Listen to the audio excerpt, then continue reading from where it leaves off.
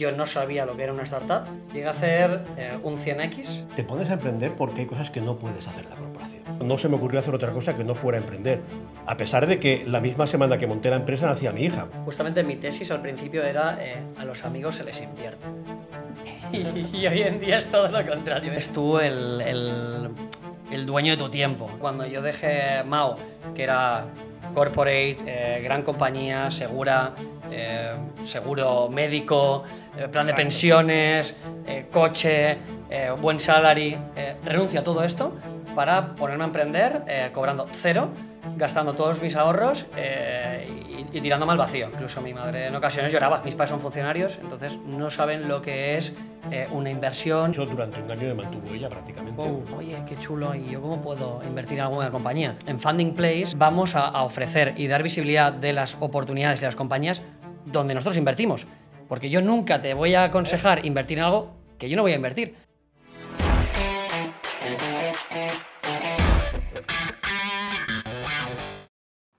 Hola a todos y a todas, bienvenidos y bienvenidas a este nuevo podcast de Funders Place. Es un podcast de Ático en el que hablaremos de emprendimiento, de innovación y de inversión en startups, pero de una manera un poco diferente. No sabéis cuántas veces colegas, amigos, gente de mi alrededor me ha dicho: Adri, me encanta lo que hacéis, me encanta los emprendedores con los que os reunís, los retos a los que os enfrentáis, pero cuando habláis no me entero de nada. Y esto es lo que venimos a tratar de corregir. Vamos a tratar de acercar el emprendimiento, la innovación y las startups a todo el mundo, de una manera que todo el mundo entienda y con los menos tecnicismos posibles. Y para ello tengo hoy conmigo al CMO de Ático, de todo el grupo de Ático, Francesc Puigdemont. Muchas gracias. ¿Qué tal, Adri? ¿Cómo estás? Pues muy bien, muy ilusionado, porque creo que es de estas cosas que llevamos mucho tiempo gestando, preparando, y por fin pasa. Y creo que Francesc ha sido una de esas personas clave para que esto pase. Va a estar conmigo entrevistando a otros dos de los grandes actores que han hecho que esto sea posible. Por galones voy a empezar con Quino Fernández, CEO de Ático Lab. Gracias, Quino. ¿Qué tal? ¿Cómo estás? Gracias a ti, Adri, por empezar con nosotros. Creo que es súper importante para dar el contexto. La otra persona que tenemos hoy con nosotros es Adrián Escabias, colega mío desde que teníamos 5 años. Hemos emprendido juntos, hemos hecho muchas cosas juntos. Y hoy está aquí como también uno de los actores clave para que esto pase. Muy buenas. Muy buenas, ¿qué tal? ¿Con ganas? O sea, yo creo que la energía un poco es precisamente eso, ¿no? El que todos teníamos muchas ganas de que esto pasara. Tenemos muchas ganas de comunicar las cosas que hacemos y cómo lo hacemos. Y tenemos muchas ganas de comunicarlo de una manera diferente. Hacerlo lo más inclusivo posible, que todo el mundo pueda entenderlo y que se enganchen al emprendimiento, a la innovación, a esos valores que tenemos, ¿no? De la resiliencia, el esfuerzo, la gestión del riesgo, la gestión de las emociones. Y pondremos aquí a los mejores emprendedores para que nos hablen de ello. Así que vamos a empezar hablando de quién son Quino y Adri, por qué están aquí y cuáles han sido sus historias hasta llegar, ¿no? Empezamos por Quino. Quino, bueno, tu historia es muy larga. Ya. Haznos un poquito de resumen, 4 pinceladas de lo que consideras que es lo que más ha podido aportar a la versión de Quino de hoy, a que hoy estemos aquí. Yo cuando estoy en una mesa redonda siempre digo que necesito el doble de tiempo que los demás para presentarme. Pero bueno, intentaré ser breve. A ver, yo empecé como informático. Es la informática más oscura de todas, que es la informática bancaria. Me dedicaba a programar fondos de inversión y cosas por el estilo. Y tuve la oportunidad de entrar como responsable de informática en Apple Computer España, cuando se llamaba Apple Computer. Que esto no sé si lo sabéis, pero no siempre ha sido Apple a secas, ¿no? Hacía ordenadores fundamentalmente. Y la verdad es que fue un cambio radical en mi carrera. Yo llevaba 6 o 7 años de informático puro y en Apple descubrí que se lo pasan mucho mejor los de marketing. Y entonces conseguí pedir el cambio al departamento de marketing como product manager de todo lo que sonaba técnico, las redes, los servidores. Me lo pasé en grande, creamos un departamento técnico genial, que además copió toda Europa después, y acabé con un título que ponía algo así como Technology Services Manager. Hoy le hubiéramos llamado CTO, que está de moda. Y la cuestión Vale, es vale, que... vamos a empezar con lo de los tecnicismos, porque mucha gente, yo os voy a ir parando y ya explicaremos un poquito más adelante las dinámicas y demás. CTO. ¿Quién es el CTO? El líder de la tecnología, ¿no? O sea, creo que también es importante, ¿no? Soy un poco la persona encargada dentro de la tecnología, dentro de las empresas. Chief Technology Officer es complejo porque a veces encaja con un perfil puramente informático y otras veces es mucho más tecnológico que informático, ¿no? Pero bueno, vendría a ser eso. La verdad es que... Eras una de las personas encargadas de la tecnología dentro de Apple, ¿no? Ten en cuenta que Apple España era una distribuidora. O sea, pero bueno, había que dar soporte a las grandes cuentas, teníamos periódicos muy grandes, gobierno... Y bueno, me lo pasé muy bien.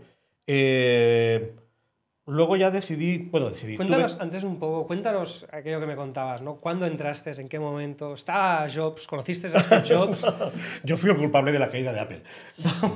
No, porque yo entré justo cuando Jobs se acababa de ir y me fui al cabo de 5 años, poco antes de que Jobs volviera. O sea, yo jamás trabajé con Steve Jobs, ya me joroba. Y además, en esa época, los que conocéis un poco la historia de la informática, Apple cayó espectacularmente. O sea, estuvo a punto hasta de pudo cerrar, ¿eh? A punto de cerrar. O sea, yo fui el culpable. Jamás conocí a Steve Jobs. Me lo pasé muy bien y luego ya dejé Apple por un tema muy... ¿Por qué emprende la gente? Vale, pues dejé Apple porque vivía en Madrid, Apple nació en Barcelona, pero nos fuimos a ir a Madrid, mi mujer se quedó embarazada y me dijo, pues mi hija la van a hacer en Madrid, y se volvió a Barcelona. Y pues tuve que volverme. Me dijo, tú eso y eso, cuando puedas vuelves. Y lógicamente decidí, oye, ¿qué hago? ¿Busco trabajo en IBM? ¿Lo busco en Microsoft? ¿Lo busco en Oracle? Y no se me pasó por la cabeza. Decidí montar una empresa de tecnología. ¿Vale? Y de ahí ya viene todo el resto de cosas que he hecho. Ahora profundizaremos un poquito más en los próximos pasos. Yo creo que aquí hay preguntas súper interesantes. Quiero presentar primero a Adrián Escabias porque llegará un match, ¿no? Y hay una pregunta muy buena de estas de si el emprendedor nace o se hace, ¿no? Es uno de los grandes debates y creo que los dos tenéis historias como medio paralelas y nos daréis algunas respuestas guays. Adri, a día de hoy director de inversiones de Aticolab, podríamos decir. Que es el puesto que más se puede ajustar a lo que haces. Pero quiero que nos ayudes a entender un poquito toda tu historia, la parte más corporativa y cómo empiezas lo mismo, ¿no? A emprender, y ahí nos pararemos un poco para entender esa primera transición del mundo de la empresa al mundo del emprendimiento. Fenomenal. Para ubicar, 35 años. Empiezo jovencito a trabajar con 18. En un trabajo muy curioso y muy divertido, que era vender una aplicación móvil por las paradas de taxis. Tremendo y complejo a la vez. No había trabajado nunca en mi vida y este es el primer trabajo con el que me lanzo. Y era, como os digo, no muy divertido porque era ir parada por parada en Barcelona vendiendo una app que se llama Sit10, Sit10, la cual te informaba, si eras taxista, de todos los eventos que había en Barcelona. Entonces, era un reto, personas muy, muy diversas y eso creo también despertó mis skills para perder el miedo, la vergüenza. Me tenía que subir en Te coches paro, randoms. skills, habilidades. Hay palabras Skills, que existen habilidades. ya también en español para poder utilizarlas. Tenemos Seguimos. esta manía de ir soltando palabras. Bueno, después de la etapa de Sit10 entré en Estrella Damm como trade marketing. Junior, empecé a hacer prácticas allí, luego pasé a Danone, luego estuve también en Nestlé, departamento de marketing, luego en Johnson. Todo esto voy saltando un año en cada empresa, lo he contado ya en varios sitios. Me pasa que soy bastante movido y cuando estoy en un lugar durante un tiempo me aburro y si no me cambian de tareas entro en monotonía y cambio. Entonces fui saltando de empresas durante prácticamente 5 años. Estuve también, como decía, Danone, en Nestlé. Luego estuve en Johnson y en Puleva en ventas, un año en cada una también. Y pasé finalmente a Mau, que estuve aquí account durante 3 años. Aquí gestionaba una carterita a de unos 6 millones de euros de clientes, gestionando cuentas de clientes regionales en Cataluña. También fue... De todo esto, y como Kino, hay unos grandes learnings, ¿no? Aprendizajes de esta parte más corporativa, de haber trabajado en el mundo de la empresa. Aquí se juntan un poco las historias de los dos. ¿Qué os lleva a emprender? Porque si habéis pasado todos esos años en la parte más corporativa, habéis aprendido, ¿no? Habéis sacado esos aprendizajes. ¿Qué os lleva a decir, oye, mi siguiente paso no está en la parte corporativa, mi siguiente paso está en meterme en la locura de hacer algo yo solo o con alguien, ¿no? Pero de manera desde el emprendimiento, desde el riesgo que conlleva también emprender. Y es más, tú también has sido inversor, ¿no? O eres gestor de llevo, inversor. Sí, desde ¿no? 2015, tienes los dos gorros. ¿Qué sí. te gusta más, ¿no? ¿El emprender o el invertir? No te puedo responder a qué me gustan más, ¿vale? No quiero verme en la situación de elegir papá-mamá, pero sí llevo invirtiendo desde 2015. Tuve la buena o mala suerte que me crucé un día con mi buen amigo Carlos Pierre, fundador de Buddy, en una discoteca de por aquí de Barcelona, catwalk. Era la playa, yo estaba ese día, creo. En la playa, tirándonos las copas medio encima, y me contó que dejaba Price para fundar una startup. Yo no sabía lo que era una startup. Nos conocimos de mi etapa en Nestlé y buen amigo y le invertí. Fui primer inversor de Buddy, compañía que pasó de cero prácticamente a valer 200 millones. Y luego a cero otra vez. No cero. No cero, pero casi. No cero, pero casi. Sí, será un placer traer a Carlos por aquí para que también nos cuente su historia. ¿Llegaste a salir de Buddy o...? No llega a salir. Llega a hacer sobre el papel un 100X, que me hubiese venido muy bien. Sí, esto entraremos un poquito más adelante porque son grandes aprendizajes también, creo que es súper interesante, pero vamos a intentar ligar vuestras dos historias, ¿no? Cómo llegáis de la corporativa a empezar a emprender y hoy a estar emprendiendo también de una manera conjunta, ayudándonos a entender un poquito más vuestras historias. Bueno, yo creo que te pones a emprender porque hay cosas que no puedes hacer en la corporación. ¿Vale? Yo llevaba 5 años en Apple, había visto muchas cosas y cuando salgo pienso, voy a hacer cosas que no podía hacer en Apple. Y me metí en el mundo de la tecnología. Mi primer emprendimiento fue una consultoría, no fue una startup, ¿no? Porque quería hacer cosas que no podía hacer en Apple, descubrí problemas de los distribuidores y quería hacerlo, punto. O sea, como digo, no se me ocurrió hacer otra cosa que no fuera emprender. A pesar de que la misma semana que monté la empresa nací a mi hija. Peor momento no se me ocurre. Doble emprendimiento. Doble emprendimiento y no sé cuál más duro.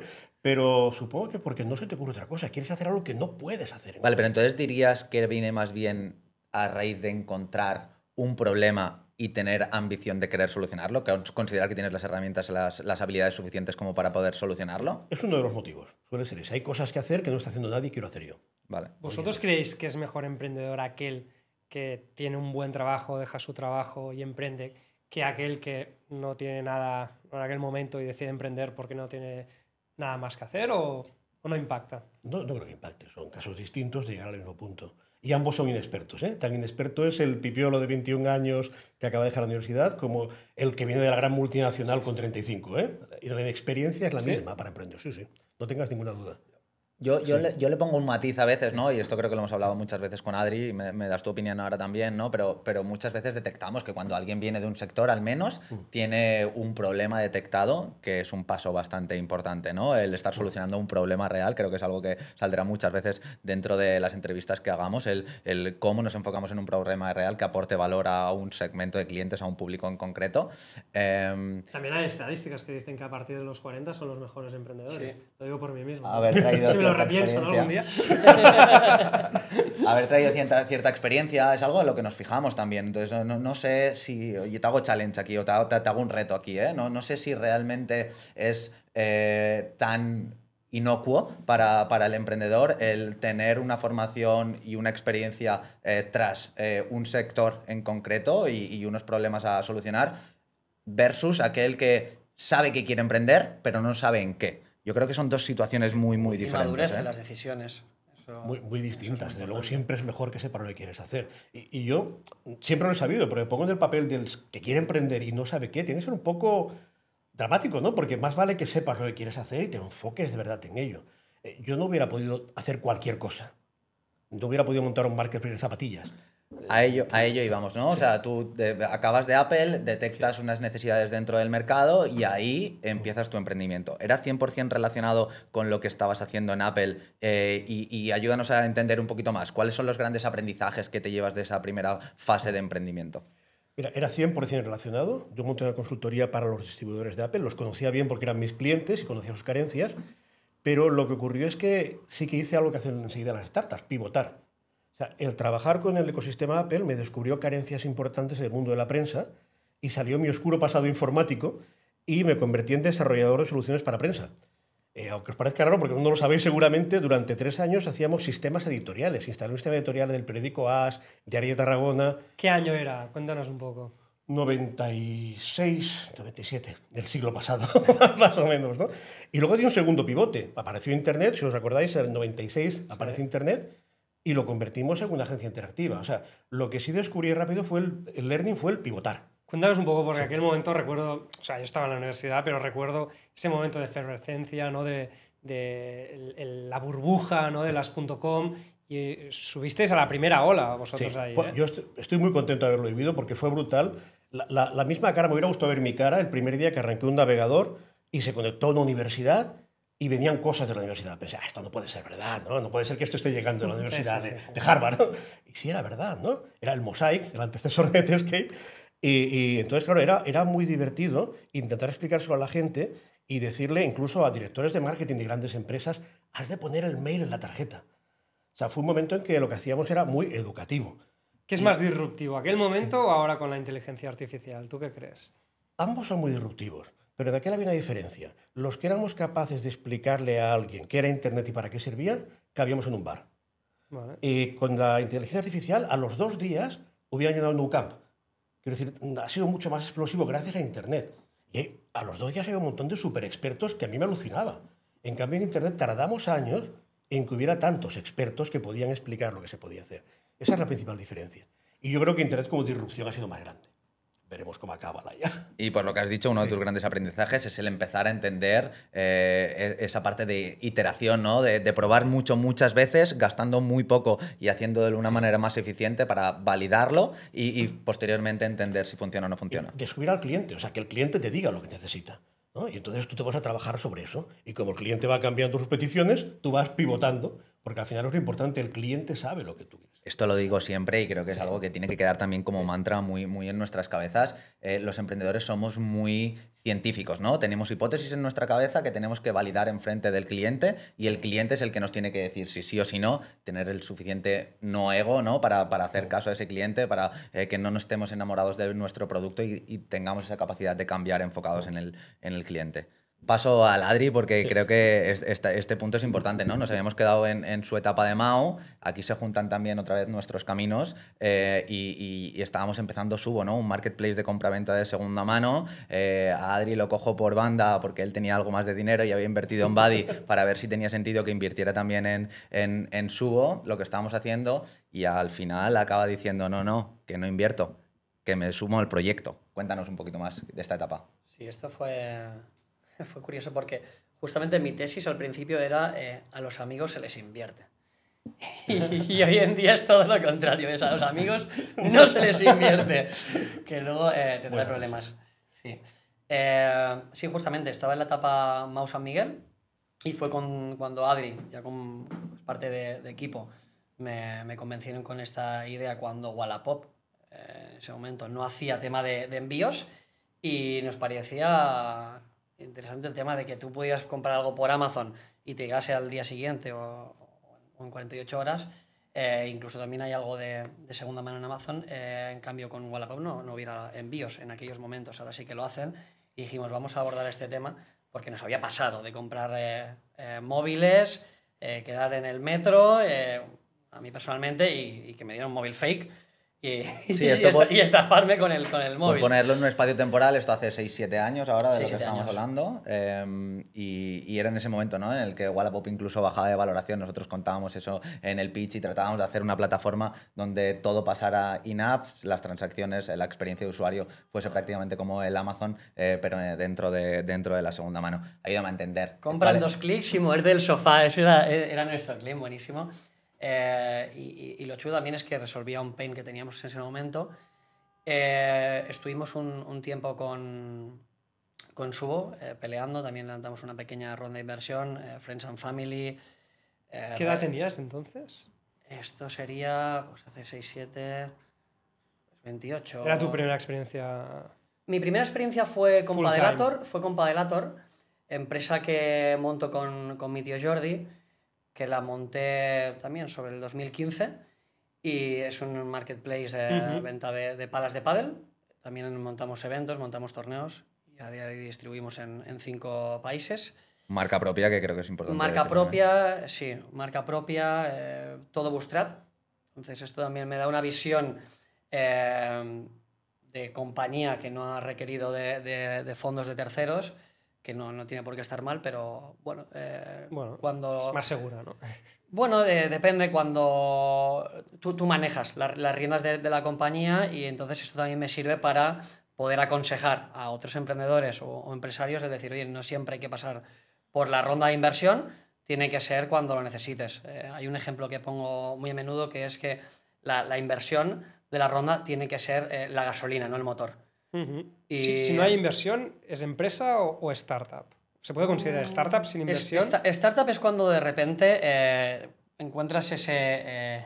iba a decir Product Market Fit, encuentras ese momento en que... Está bien, Product Market Fit, venga, Pero vamos a tratar de explicarlo. Está bien, pero tratamos de explicarlo, ¿no? Es ese momento en el que el emprendedor se da cuenta que ha encontrado unos canales que le funcionan suficientemente bien para llegar a sus clientes y unos clientes que entienden suficientemente bien la propuesta de valor y el producto como para comprarle, ¿no? Y de golpe empieza a pasar eso y es un momento muy ajá del emprendedor, ¿no? Donde dices, ostras, las cosas empiezan a funcionar. Para llegar a ese punto, ¿has tenido que necesitar inversión o no inversión? Creo que por ahí va un poco la pregunta de Esto ya depende. Depende también la velocidad que le quieras dar, lo que quieras crecer, en el tiempo que quepa. Es que para mí lo que distingue, lo que hace la startup es esa ambición de crecimiento exponencial. Y eso necesita... En poco tiempo, además. Exacto. Se necesita inversión. Sí, ¿no? Siempre decimos que startup es tecnología, es decir, y todo eso es verdad, pero lo que de verdad la marca es ambición de crecimiento exponencial. Y esto sin inversión es muy difícil. Por eso al final está vinculado startup e inversión. Y como he dicho antes, el problema no es el dinero que necesitas para llegar al Product Market Fit, sino a continuación, para hacer ese escalado. Y necesitas la inversión. Por eso va ligado startup e inversión. Sí, justamente. Sí. Justamente. Y bueno, este ángulo de no haber necesitado inversión también me ayuda a poder entender que es una compañía sin inversión de terceros, sin otros inversores. En el caso de Subo, volviendo al hilo, sí que finalmente tuvimos que cerrar. Porque tuvimos... Esto es un buen melón que profundizaremos y hablaremos porque creo que son aprendizajes muy, muy buenos, pero en nuestro caso, por problemas con uno de los cofundadores, con uno de los socios, nos vimos en una situación de un proceso legal que duró prácticamente 2 años y donde tuvimos que cerrar todo, ¿no? Pero no quiero ir a esa parte un poquito que baje la vibra a la menos negativa, pero sí quiero que sacar aprendizajes, ¿no? Que quiero decir, oye, ¿qué es lo que te gustó de emprender? Los dos veníais de esa parte más corporativa, me pongo a emprender y después... No voy para atrás, sigo emprendiendo. El resto de vuestra historia, vaya bien, vaya mal el proyecto, habéis seguido emprendiendo. Yo creo que es muy chulo porque eres tú el dueño de tu tiempo. Eres el que está creando, está haciendo cosas, además con gente muy afín a ti y estás hipermotivado, haciendo algo que es una absoluta locura porque apuestas todos los huevos a la misma cesta, cosa que es muy arriesgado, pero en ese momento de locura, el cuerpo te lleva a ello. Y eso es precioso también sentirlo. Quedarte hasta tarde, estar con amigos, enchufados, probando cosas. Esa es la parte bonita. También bonita. Hay una parte más dura. Yo me acuerdo una vez me contaste, ¿no? Ese momento de contar a tus padres que dejas la seguridad, ¿no? De buenos trabajos. Sí, o sea, esa parte más dura, ¿cómo se lleva como emprendedor? Yo personalmente la recuerdo dura. Bueno, esto fue hace 8 años. Creo que mis padres hasta hace meses no saben bien lo que hago, incluso preocupados.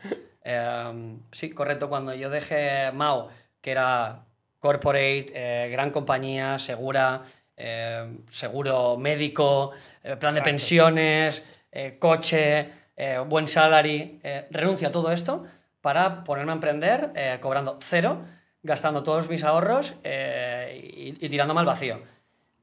Bueno, no lo entienden. Incluso mi madre en ocasiones lloraba y eso te preocupa porque tú dices, ostras, las personas que más me quieren en este mundo, que quieren lo mejor para mí, ¿cómo puede ser que no me entiendan? Me apoyan, pero desde una forma distinta o extraña y eso a uno mismo también le raya. Entonces, yo creo que es muy común entre los que no hemos tenido padres emprendedores, ¿no? Esto es un... Sí. ¿no? Que no mi te acaban familia, de entender, ¿no? ¿Mi hijo está loco? ¿Qué le pasa? 100%. En mi familia no ha emprendido nadie, no hay ningún empresario. Mis padres son funcionarios, entonces no saben lo que es una inversión. Yo creo que tiene más mérito como emprendedor, ¿no? Pasar esa barrera, ¿no? Porque tus padres ya te impulsan a esto, estás más solo.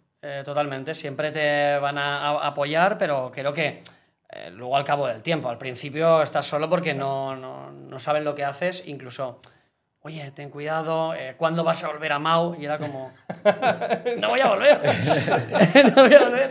Aquí yo me siento muy reflejado con eso también y Francesc ha abierto un melón muy muy guay. Yo creo que una de las cosas que nos caracteriza y que nos va a caracterizar es el no romantizar todo esto. O sea, yo creo que es súper importante, ¿no? El emprendimiento tiene cosas muy guays, la innovación tiene cosas muy guays, pero no somos de esas personas que va a romantizarlo constantemente y que es muy guay también hablar de las cosas que no funcionan tan bien, cuáles son los grandes retos y que se pueda empatizar, ¿no? Un poquito con eso, porque yo todo esto que has dicho lo he vivido exactamente igual y para mis padres eran más problemas que ilusiones, podríamos decirlo de alguna manera, y probablemente para tu mujer en una manera diferente. ¿Qué te dijo tu mujer? ¿no? ¿Qué te dijo? Me apoyó ciegamente. Ahí tengo mucha suerte, me apoyó. De hecho, durante un año me mantuvo ella prácticamente. ¿No? Y tuve suerte, pero yo recuerdo a mis dos mejores amigos me llevaron un día a comer intentando quitarme de la cabeza la idea. Claro, o sea Apple, sí. ¿no? Estás en el centro del universo, ¿no? Y dices, y emprendes. No, tuve mucha suerte en ese aspecto, pero le pasaba, bueno, no me entendían. Mi padre también es funcionario, o sea, no entendía nada. Pero luego, al final, tú ni él hizo caso, ni tú, ni yo. Tú tiras para adelante y punto, ¿no? Y si sale bien, perfecto. También, ojo, es distinto emprender con 27, 28 que con 35 y una hija recién nacida. Totalmente. Es complicado. Muy importante ese contexto. También tenía una estructura de apoyo, que era mi mujer, ¿no? Que trabajaba y ganaba. Y esto durante ese tiempo vivimos de ella, literalmente. Pues sí que hay un componente mucho de lo haces, ¿no? Porque lo tienes que hacer, ¿no? Lo llevas dentro, ¿no? Que si no lo haces, te queda eso, ¿no? Yo creo que hay algo que te pica como gusanillo y cada uno lo vivirá de una manera diferente, de una manera especial. Cada uno tiene ese palanca, por decirlo de alguna manera, que le activa y acaba haciendo que acabes haciéndolo. Una de las grandes preguntas es si ese emprendedor se nace o se hace. Yo creo que es muy, muy necesario el tener cierta experiencia, cierta formación para acabar haciendo cosas con cierto criterio, ¿no? Esto es un punto que hablaremos también de vez en cuando. Pero bueno, es todo un proceso, ¿no? El empezar a emprender. Te iba a preguntar, Kino, sobre...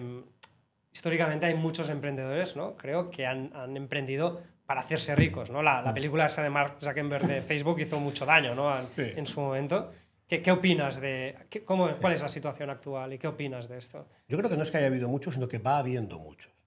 Quiero decir, yo creo que cuando yo monté una empresa, no es que pensara que la fueran a heredar mis hijos, pero yo no pensaba en venderla a los 4 días. La vendí en 4 años, pero yo no lo pensaba, ¿no? Creo que un emprendedor ha de pensar en crear riqueza, no en hacerse rico. Para mí es fundamental. A partir de aquí, si luego la vendes o luego haces grandes ampliaciones y tienes dinero, es perfecto. Para mí, emprender solo por la motivación económica de así seré millonario, a mí no me convence.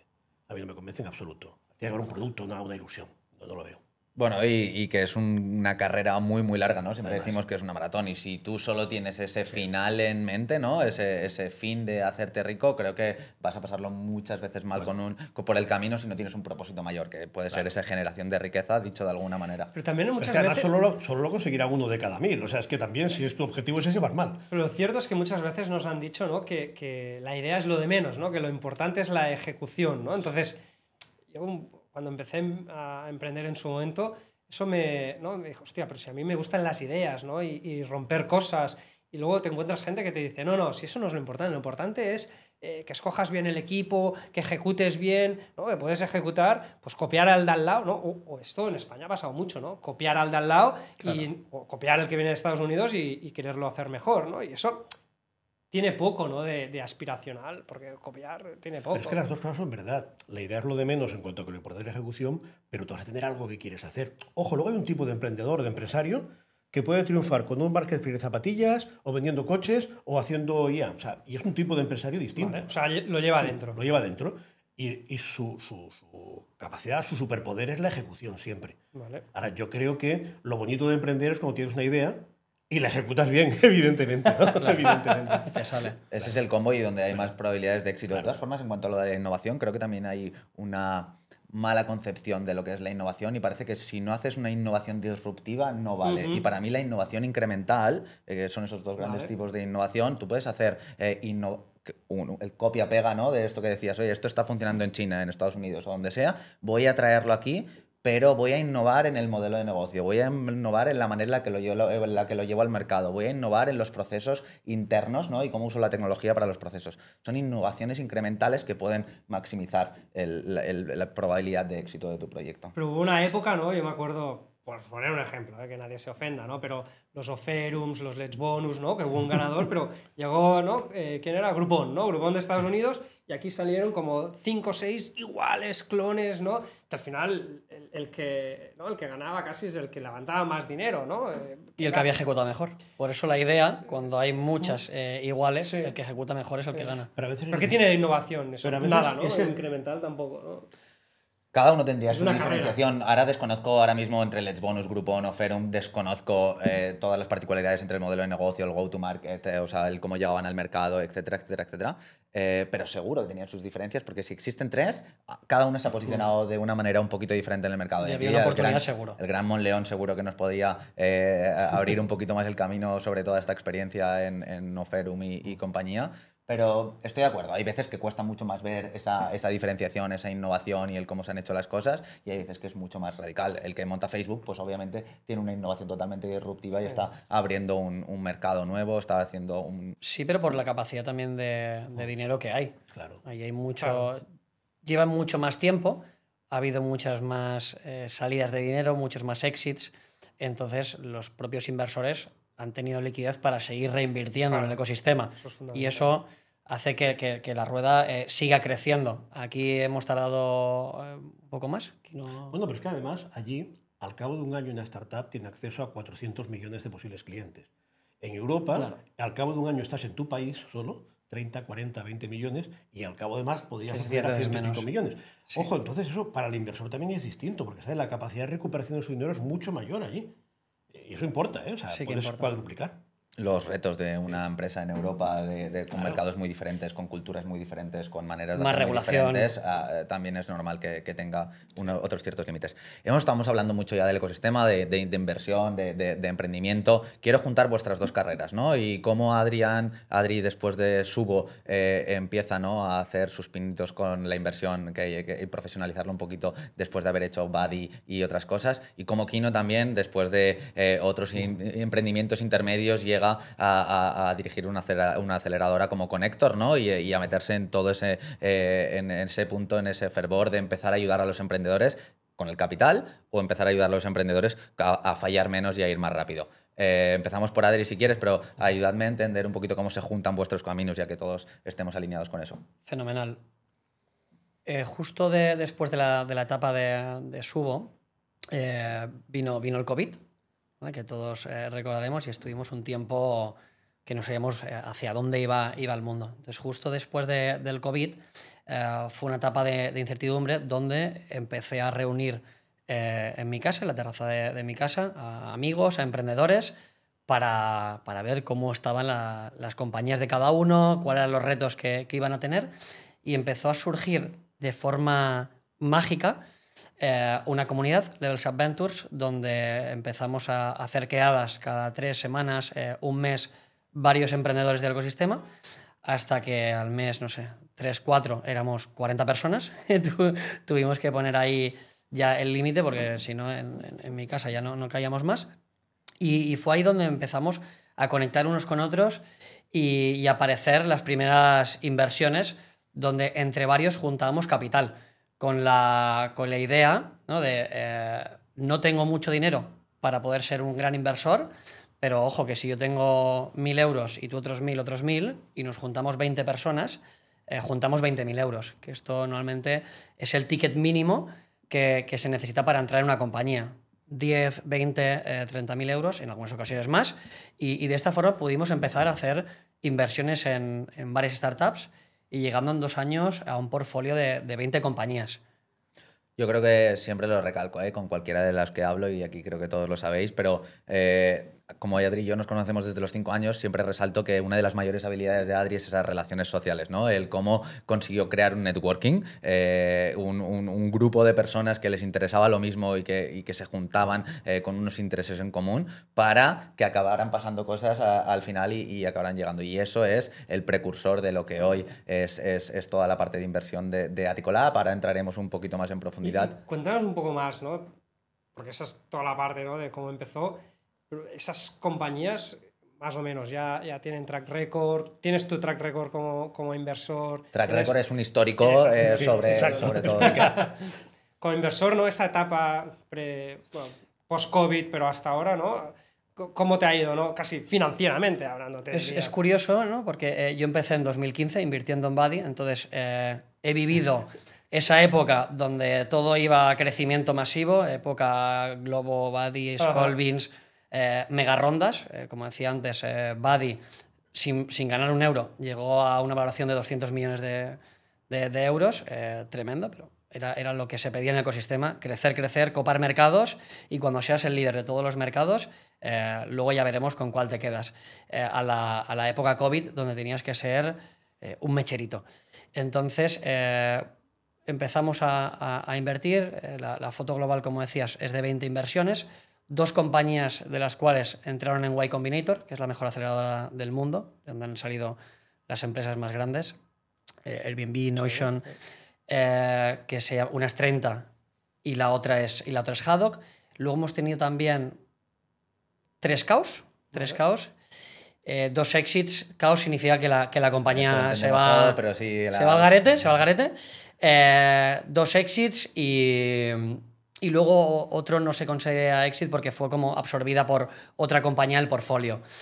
También, para dar contexto, uno de esos exits, en mi caso, me ha pagado todas las inversiones que he hecho hasta el momento. Entonces, que esto es algo común, ¿no? O sea, exits hablamos de un éxito, ¿no? Una empresa en la que has invertido y acabas pudiendo vender a un tercero, normalmente por hacer un poquito de divulgación y que se entienda también de manera didáctica cómo funcionan estas rondas de inversión. Un inversor tiene 3 posibilidades para salir. Número 1, que alguien en una siguiente ronda interesado en entrar en esa compañía te compre tu propio porcentaje, ¿no? Y entonces salía en secundario. Eso es un secundario. Sí. El siguiente sería una venta, ¿no? En una fusión o una adquisición a otra empresa normalmente más grande o de igual tamaño, ¿no? Para fusionarse. Entonces ahí el inversor también podría recuperar su inversión con intereses. Y por otro es una salida a bolsa, ¿no? Que en España estuvimos viendo el otro día que se dan muchas menos y es más complicado, pero la realidad es que es una muy buena pregunta la de Francesc, ¿no? Porque si inviertes en 20, de media, ¿cuántas van bien? ¿Cuántas van mal? ¿Y cuántas pues te queda un poco lo comido por lo servido? Ha faltado una cuarta, que sería recompra. En ocasiones la compañía, si va espectacularmente bien, también puede recomprar las acciones. Falta la quinta todavía, que es la más habitual, que es el fail. Es el fail. La de fracaso, sí, ¿no? Vale, O sea, es la más habitual. Es la más habitual. Sales pero con fracasos. Exacto. El ratio, después de muchos estudios y muchos profesionales habiendo dedicado mucho tiempo a ello, es de cada 10, 6 van a palmar, 2 se van a quedar más o menos flat y otras 2 te pueden devolver ahí todo el capital. Esa sería vuestra recomendación, ¿no? Tener ahí un invertir juego de 10, 20 startups, no invertir en una y ponerlo todo. Efectivamente. ¿no? Bueno, yo siempre digo que si has invertido en una startup, no eres inversor de startups, porque la probabilidad es infinita. O sea, es como haber cogido la quiniela o la lotería y haber hecho un solo día de tu vida, ¿no? La lotería y que te toque. La probabilidad es baja, muy, muy, muy baja. Y creo que también es ¿Qué es lo que me pasó con Buddy? La primera que le meto y eso va rock and roll, y entonces me metí en esto por eso. Dicen, como en el póker o en las apuestas, lo peor que te puede pasar es que te vaya bien la primera. Que la primera te va bien, porque entonces ya te metes te crees el rey como un adicto. Y aquí estoy. Y empiezas a querer entender que has encontrado los patrones o las claves para la inversión. Creo que esto es otro muy buen melón. Muy difícil. Pero creo que no. Bueno, a ti, Kino, te pasó algo parecido con la venta, ¿no? Bueno, claro. Era tu primera empresa. La primera empresa que monté la vendimos en 4 años. Las ventas de entonces no eran como las de ahora, ¿eh? También no me pusieron en casa directamente. Sí me compré una casa, pero no me pusieron en casa. En cualquier caso, lo que me sirvió desgraciadamente es para emprender la siguiente vez pensando que lo sabía todo y con dinero. Muy mal, ¿no? El siguiente emprendimiento salió muy mal. Conseguí perder lo que me quedaba después de la casa. O sea, esto es un punto muy interesante, ¿no? O sea, la primera empresa la vendes, lo que es un gran éxito para cualquiera que esté en este proceso de emprendimiento, y coges y lo vuelves a meter todo al modo Elon Musk prácticamente en una nueva empresa. Primero, de eso lo que más me he arrepentido de no haber hecho como otros muchos emprendedores, de una parte dedicarlo a invertir en startups, ¿no? Tenía dinero para invertir en 15 o 20 sin problemas, ¿no? Pero no, decido montar otra empresa con mis socios. Y no voy a explicar los errores que cometimos, casi todos los que se pueden cometer los cometimos, uno detrás de otro, ¿no? Y perder un montón de pasta, me pasó 2 veces.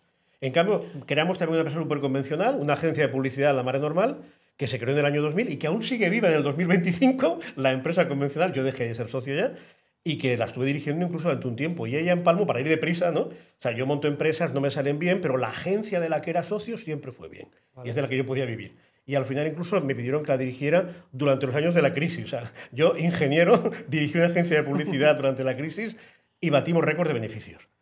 Probablemente la creatividad perdió mucho, ¿vale? Pero conseguimos sacar la agencia. Pero el negocio ganaba. Y en ese momento, después de haber estado tiempo liado con startups, las que yo creaba, que ya sí que eran startups, y lo que hacía con más gente, es cuando Carlos Blanco, creador de una de las primeras aceleradoras que se hicieron en España, me propuso ser mentor de la aceleradora de Conector. Yo pensé, ¿esto qué es ser mentor, no? Y bueno, me meto, disfruté como un cosaco, estuve mentorizando a varias y la verdad es que me gustó. Y unos años después, Carlos me dice, oye, ¿por qué no diriges la aceleradora? Que ahora necesitamos a alguien que la dirija porque ha crecido. Y ya me quedé en Conector como director de la aceleradora, ¿vale? Y más tarde es cuando, bueno, por distintos motivos, Carlos y yo dejamos de entendernos respecto a cómo tenía que funcionar la aceleradora y cuando salgo solo se me ocurre seguir haciendo lo mismo. Vale, antes de llegar ahí, que creo que es un punto importante y ahí es donde se empiezan a juntar vuestras historias, tú y yo hemos trabajado mucho en los últimos años juntos, hemos intercambiado muchas opiniones, pero la palabra mentor yo creo que se ha hablado mucho de mentores y es ¿qué es para ti un mentor? O sea, ¿qué es lo que debería tener un mentor para decir, oye... Vale, ¿tú piensas en un consultor? Pues no. ¿Piensas en un coach? Pues no, ¿vale? Un mentor, y aquí hay una explicación muy buena de nuestro amigo, o sea, Josep, ya me saldrá el nombre, un emprendedor loco, absolutamente loco, ¿vale? El consultor Josep te va a explicar... de RepScan y RedPoints. Sí. El consultor te va a explicar cómo subir al Everest, y toda la tecnología. El mentor ha subido antes que tú y te va a decir dónde están las piedras y las grietas. Y esa es la diferencia fundamental. El mentor no es un coach, no es un consultor. Va a estar a tu lado, te va a explicar, te va a contar su experiencia, otras experiencias que conoce y te va a decir haz lo que quieras. Y ese es el buen mentor. Es alguien que ha pasado por allí y te va a explicar cómo lo ha hecho. A mí me encanta ese símil, yo siempre lo digo como desbloquearte el mapa, ¿no? O sea, el que tú tengas todo el mapa para decidir hacia dónde voy y tomar las decisiones que toca, pero el emprendedor es el que acaba teniendo que tomar. Yo creo que además tiene un componente altruístico el mentor muy, muy grande, ¿no? Bueno, yo que lo he sido alguna vez, ¿no? Te falta tiempo, ¿no? Y se ha profesionalizado un poquitín en cuanto que muchas veces los mentores tomamos equity en la empresa. Ya, pero claro, poco y a cuánto tiempo le sacas la rentabilidad. No compensa. Podría compensar, ¿eh? O sea, yo recuerdo que una startup que pasó por Conector fue Globo y los mentores de Globo evidentemente recuperaron. Les compensó. Pero sí que es cierto de que cuando lo haces no estás pensando en eso, ¿no? Y dedicas muchas más horas. O sea, si tú quieres tener ese porcentaje, ese 1% que te puede dar un 0,5% que te va a dar el emprendedor, es mucho más barato comprarlo que dedicarle horas. Exacto. Entonces lo haces por pasión y porque quieres ayudarle y te ha molado la empresa. Por estar cerca del proyecto, cerca del emprendedor, tratando de echarle un cable, estoy totalmente de acuerdo. Te contagias esa energía. Sí, pues, La historia de entrada de Adri también con Ático, ¿no? Y aquí las juntamos un poco las dos, viene de ahí. Adri había empezado a hacer estos pequeños grupos de emprendedores que invertían en startups. A partir de ahí, Kino y yo ya estábamos empezando a hacer algunas cositas juntos, ¿no? Y existe ese match, ¿no? De decirlo de alguna manera, ese match que todo el mundo entiende después de Tinder y después de todo, ¿no? Encaje perfecto entre un lado y otro. Sí. Ayúdanos a entender también cómo es ese pase, ¿no? Porque creo que en este punto merece la pena introducir cualquiera de los dos, ¿no?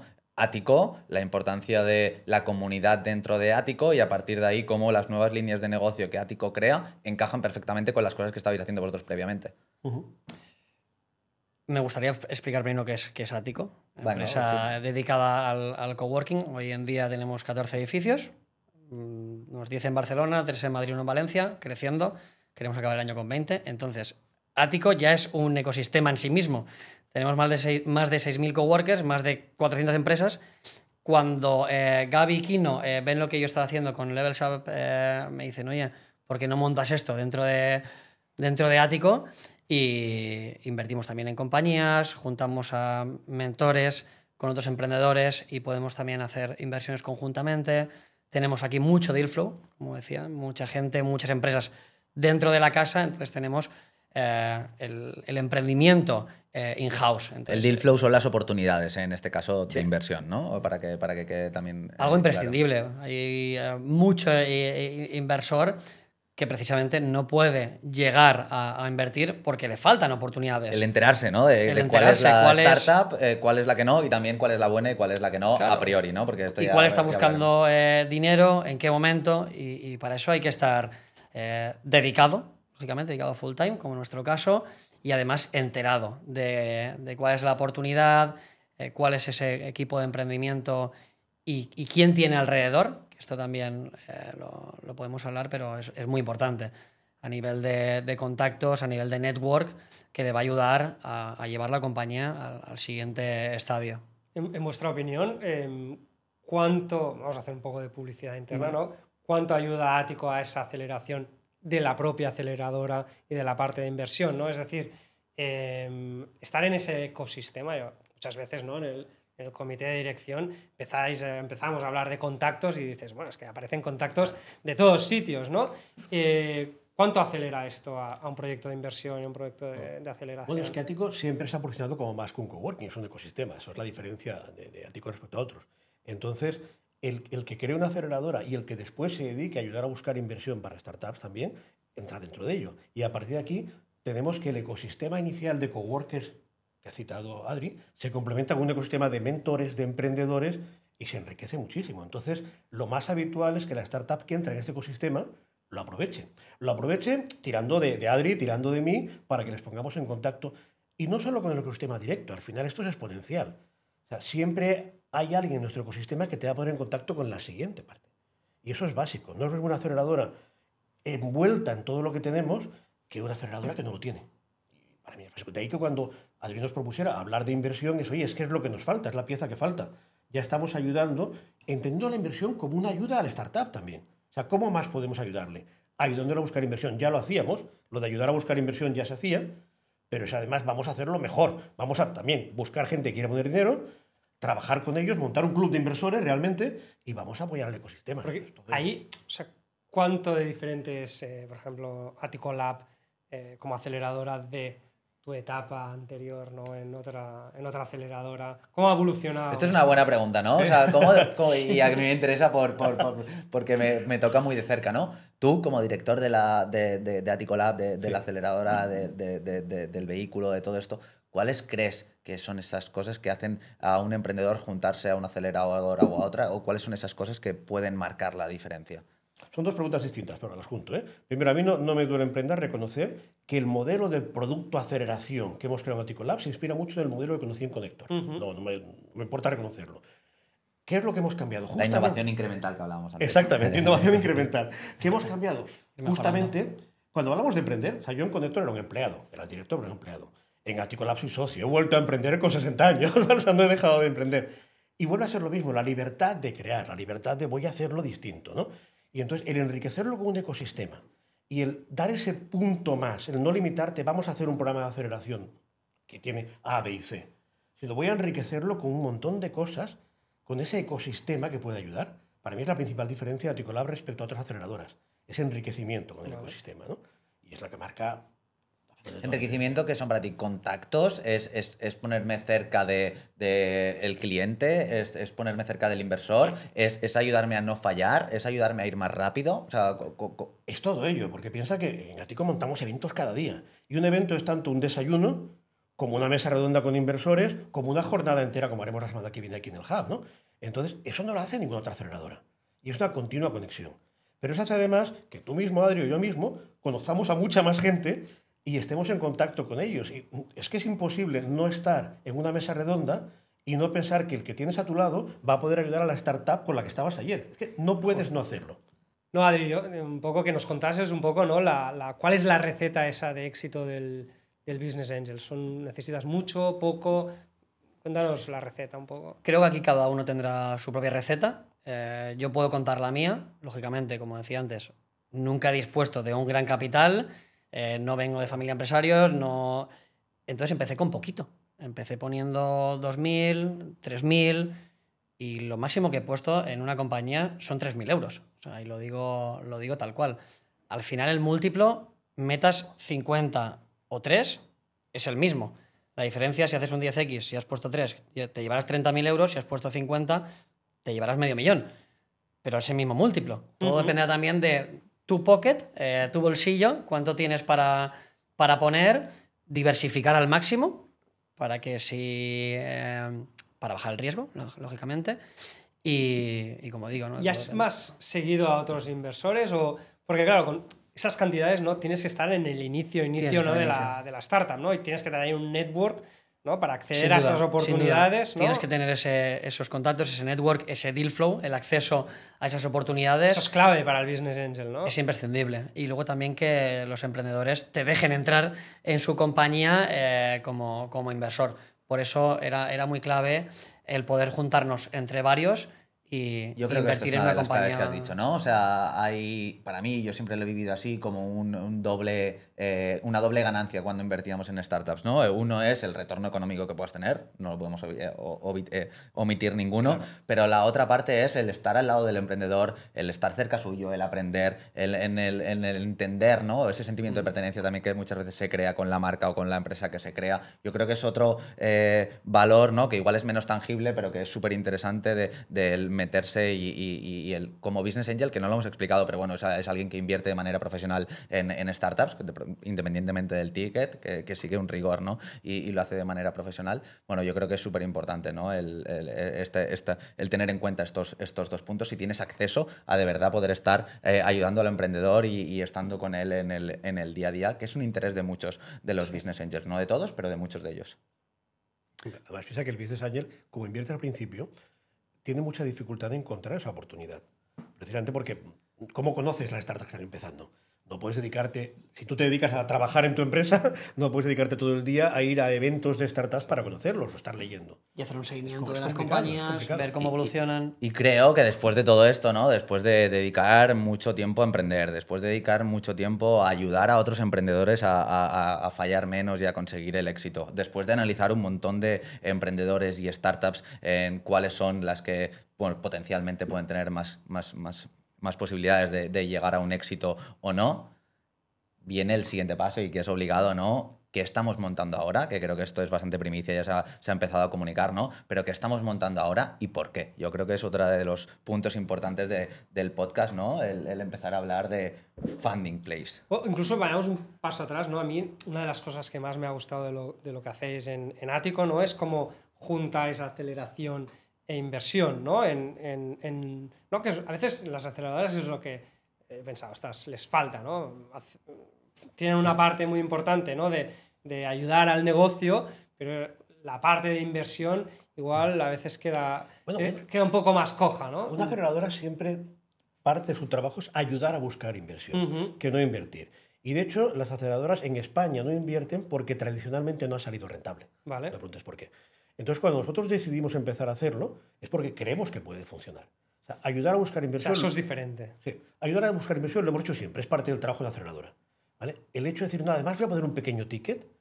¿Vale? ¿Por qué no ha funcionado en otras aceleradoras?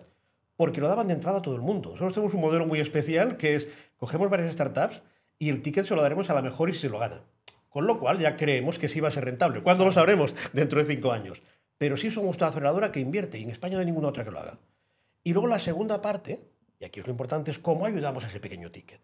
¿Vale? Y aquí es cuando viene el crear un vehículo especial para ello. Y aquí dejo que lo explique Adri, que es el padre del vehículo. Sí, la idea es democratizar la inversión a toda la comunidad, contactos, amigos. Nos pasa mucho que cuando hablamos con gente cercana, oye, qué chulo, ¿y yo cómo puedo invertir en alguna compañía? Entonces, claro, si no tienes un vehículo, una forma de hacerlo con tickets más accesibles, 2.000, 3.000 euros. Tu abuela, ¿no? Tus padres. Claro, mi abuela, mis padres han invertido en alguna. Mi hermana también, mi novia también. Sí, yo intento... las que a mí me gustan, las mejores. o las que creo que son las mejores y las que a mí me gustan, las recomiendo. Por eso, en Funding Plays, eso es un punto muy interesante, vamos a ofrecer y dar visibilidad de las oportunidades y las compañías donde nosotros invertimos. Porque yo nunca te voy a aconsejar invertir en algo que yo no voy a invertir. Me parecería ridículo decirte, Francesc, mete aquí pasta porque va a ir bien. Tú me tendrías que preguntar, ¿y tú has invertido? Claro. Si te digo que no... es lo que pasa muchas veces. Es lo que pasa muchas veces. Entonces esto es un punto distintivo. Nosotros solo informaremos y solo pondremos a disponibilidad las compañías en las cuales creemos, hemos analizado, han pasado el comité invertimos, ese skin in the game que se dice muchas veces, y eso poder abrirlo al resto. Y quien quiera que se sume con nosotros a coinvertir y pueda también crear una cartera diversificada de startups y poder empezar a invertir desde tickets más bajitos, que es lo que decía antes. No tienes por qué ser un gran inversor, tener un gran patrimonio, tener 200.000 euros para empezar a invertir. ¿Por qué? Puedes invertir en 10 compañías, 20.000 euros, 2 en cada una. Yo creo que esto es algo muy importante lo que estabas apuntando, ¿no? O sea, juntando las dos historias, nuestra gran ventaja competitiva es que pasamos mucho tiempo al lado de los emprendedores. Sí. Que a día de hoy, después de haber invertido yo en más de 20, tú creo que tienes más de 40 startups invertidas, la realidad es que es el único patrón que hemos conseguido entender, ¿no? como palanca diferenciadora. El pasar tiempo al lado de los emprendedores para así poder entender cuáles tienen más ventajas o cuáles tienen menos, más posibilidades o menos posibilidades de éxito. Y eso es lo que nosotros queremos poner un poco en valor en todo esto, ¿no? Y entrevistaremos también en este podcast precisamente a todos esos emprendedores para que con un lenguaje que todo el mundo pueda entender, con una visión de desgranar, ¿no? Un poco pues lo que hablábamos, ¿no? Los retos a nivel riesgo, los retos a nivel emocional, el por qué están haciendo lo que hacen, cuáles son sus ventajas competitivas. Todo esto lo trataremos de desgranar con un lenguaje que entienda todo el mundo y poner al acceso de todo el mundo. Yo creo que aquí es donde juntan muy bien Founders Place, el podcast, que es donde comunicaremos Funding Place, que es el vehículo, ¿no? La plataforma a través de la que todo el mundo podrá invertir. Que sí creo que no lo hemos explicado. Claro, por contarlo. Sí. Vamos a hemos lanzado Funding Place, ¿vale? Que es una plataforma de inversión participativa. ¿Qué quiere decir esto? Es una plataforma en la que pequeños inversores, muy pequeños, tickets de 2.000, de 3.000, de 4.000, pueden invertir en las startups que nosotros propongamos. También grandes. Si alguno quiere meter 10 Vamos, o 20... quiere meter 10 o 20 o 30 no hay ningún problema, ¿no? Pero normalmente, y una cosa que ha dicho Adri es que es importante, en las rondas no es fácil entrar con menos de 10, 20, 25.000 euros, porque el emprendedor no quiere ese montón de accionistas.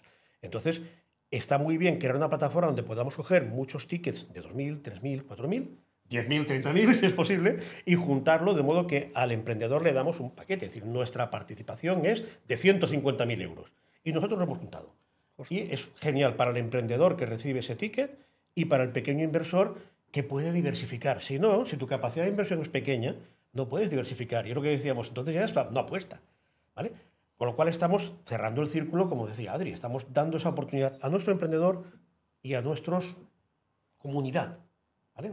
Yo no les llamaría inversores, es una comunidad con la que vamos a trabajar, que es la otra diferencia importante de Funding Place respecto a otras plataformas participativas. O sea, vamos a tirar de la pedazo de comunidad que tiene Ático, la propia y, como digo, la extendida.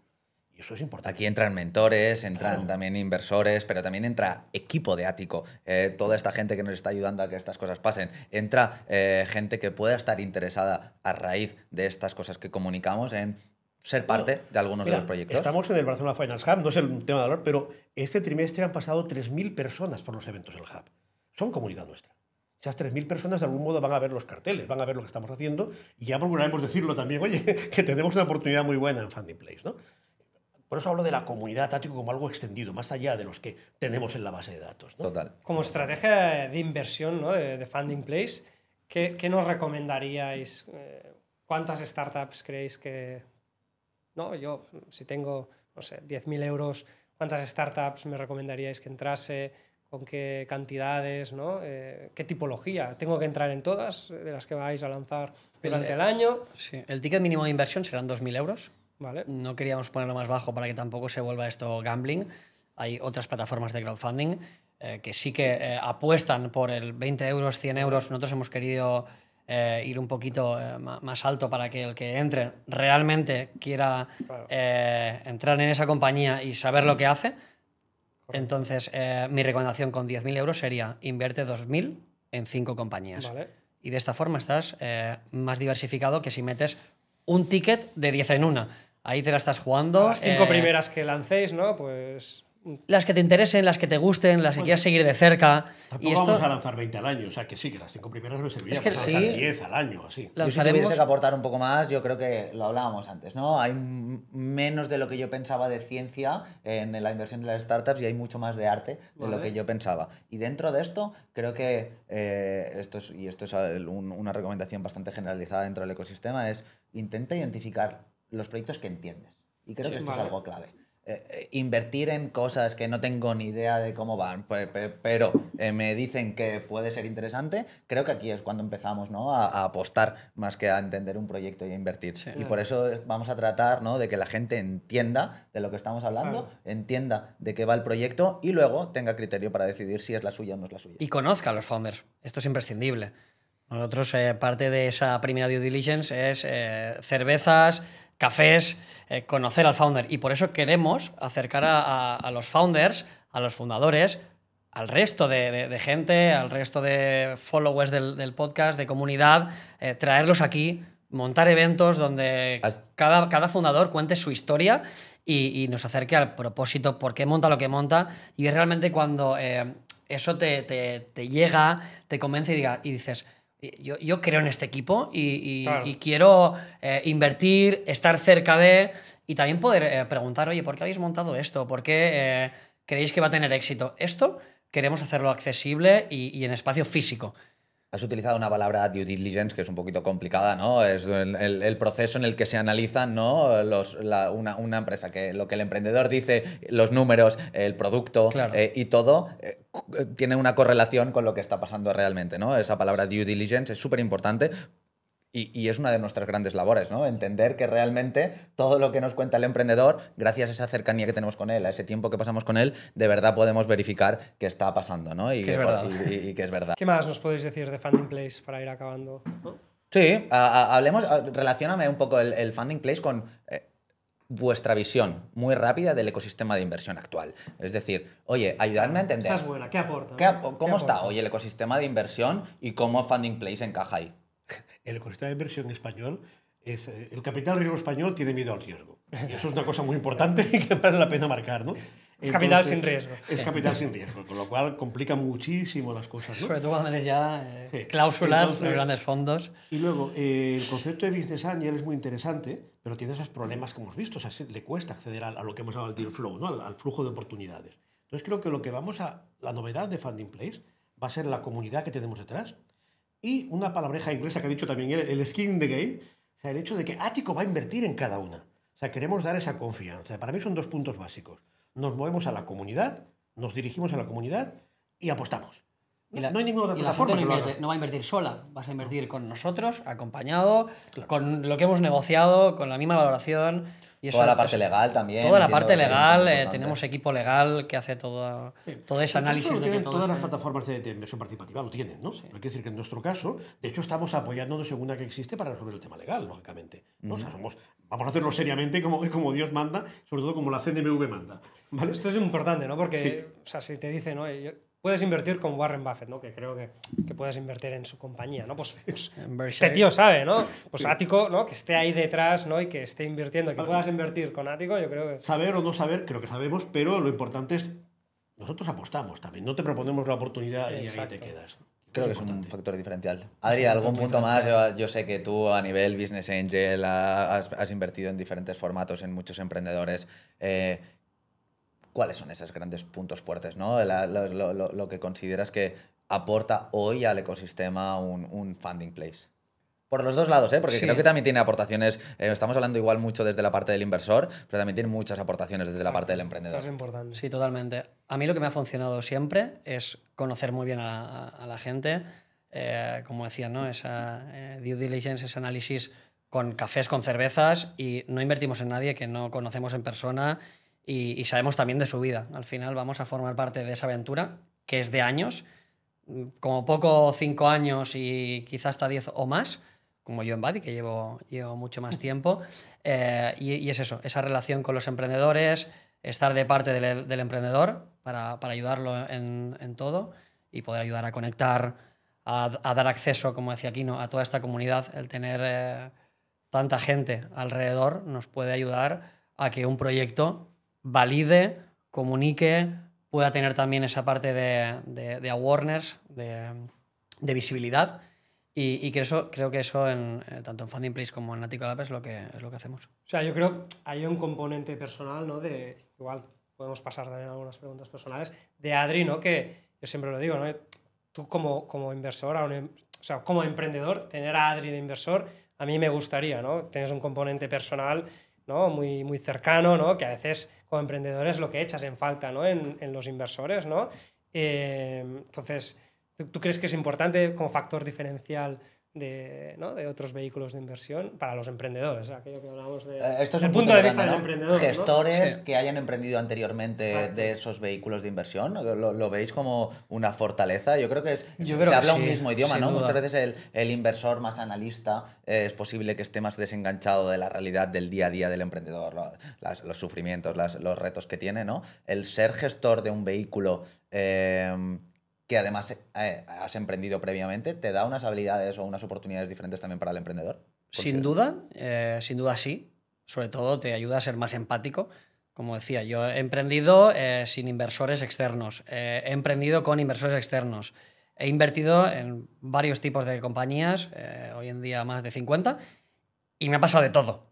Y de todo es de todo. Otro día podemos dejarlo para el behind the scenes de todas esas anécdotas, pero tal y como la experiencia a la hora de emprender o de invertir es un grado, lógicamente, el tener ese ángulo emprendedor cuando estás invirtiendo ayuda muchísimo, porque te ayuda, como decía antes, a empatizar con el emprendedor. Ya lo has vivido, sabes también por lo que está pasando y ayuda mucho a entender. Y es que Attico Lab es que Funding Place es parte de Attico Lab. Quiero decir, estamos continuamente en contacto con emprendedores, ayudándoles. El resto de fondos, pensar que les ayudan poniendo pasta. Punto. O sea, nosotros estamos haciendo muchas más cosas que lo que está el emprendedor. Más allá de que las personas que estamos en el equipo hemos emprendido todos, nuestro trabajo continuamente es ayudar a emprendedores. Y no solo poniendo dinero. Claro, para mí esta es la gran diferencia, claro, ¿no? De los dos mundos que habéis juntado. ¿no? Sí, con esto hemos llegado a juntarlo todo. Sí. Vale, creo que podríamos empezar con una nueva y última sección de preguntas más rápidas, un poquito llegar a esa parte más personal de los dos. ¿Parece? Sí. ¿Os veis? Sí, sí. Intentamos, sí, sí. O sea, la condición es que haya transparencia 100%. Total, yo creo que bueno, yo creo que es un mantra del podcast entero. Sí. Yo creo que la transparencia, el desnudarse, no creo hace que es falta importante. llamarse no bullshit para ser transparente. yo tengo una primera, Dale. ¿no? que quiero vuestra sinceridad. O sea, mañana os toca, no sé si es viernes, os toca el Euromillones, ¿no? No sé, 30 millones de euros. ¿Qué hacéis? ¿Continuáis donde, ¿no? en el proyecto 100%? ¿Qué hacéis? ¿O lo dejáis? ¿O os vais a vivir a Hawái? Vale, te respondo. A mí me apasiona lo que hago. Creo, porque como no los tengo, no te puedo responder con certeza.